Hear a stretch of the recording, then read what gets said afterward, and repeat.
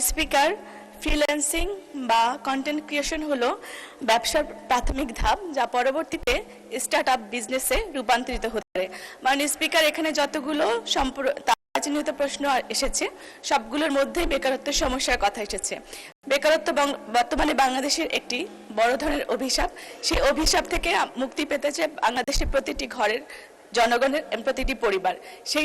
সেই লক্ষ্য থেকে প্রতিটি পরিবারে আমরা দেখি যে প্রত্যেকটা শিশু থেকে শুরু করে নবাগত শিশু থেকে শুরু করে স্কুল এবং কলেজ লেভেলে প্রত্যেকটা সেশনে কন্টেন্ট ক্রিয়েট করে একটা অর্থ উপার্জনের চেষ্টা তারা করে থাকে এবং নানা ধরনের সেখানে সামাজিক অবক্ষয়েরও আমরা লক্ষণ দেখতে পাই।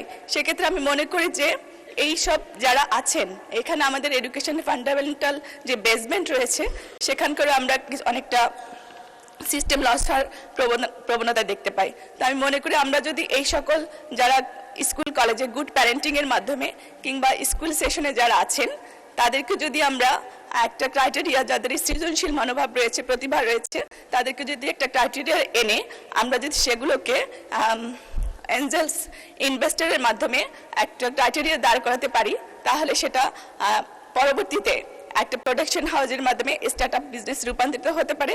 সেক্ষেত্রে জনগণ এবং রাষ্ট্র দুটোই সমানভাবে লাভবান হতে পারে।